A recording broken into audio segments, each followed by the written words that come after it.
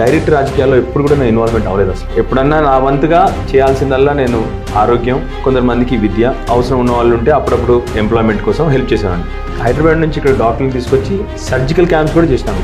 మా నాన్నగారు ఆయన 4 ఎలక్షన్లు కంటిన్యూస్గా గెలిచారు, 5వ సారి నేను గెలిచాను కంటిన్యూస్గా. అంటే దాని వెనకాల మంచితనము, ఒదిగి ఉండడము, ప్రజలతో సత్సంబాలు పెట్టుకోవడము, ఇవన్నీ కూడా చాలా కౌంట్ అవుతాయి. ఒక్కసారి అసమానతలు పెరిగితే 100% ఆ స్టేట్ ఎప్పుడు పీస్ఫుల్గా ఉండదు, అది ఎప్పుడు తగ్గించాలి.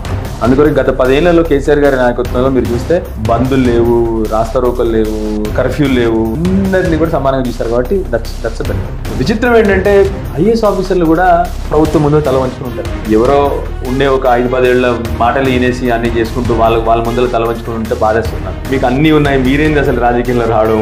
I went through lot of grill. It's not easy నాకు కూడా. ఎందుకంటే మా ఆవిడ ఇప్పుడు ఉంటుంది, మీరు డాక్టర్ గారిని పెళ్లి చేసుకుని అంటారు మా ఆవిడ కూడా. So lot of thought process went through. Then realise I have to do my bit. నా వంతుగా నేను చేయాలి. మంచి వ్యక్తికి మేము ఓటేస్తాం, కానీ వాళ్ళు డబ్బులు కూడా ఇవ్వాలి.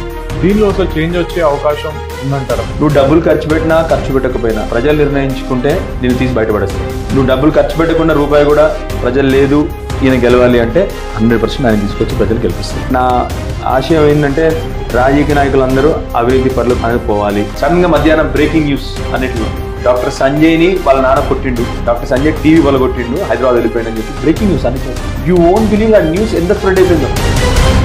I mean Gandhi's famous words ఉంటాయి, be the change you want to see అని. మరి ఇంట్లో కూర్చొని డైలాగులు కొట్టడం కంటే coming to politics and be the change, make that change. That was my basic thought process.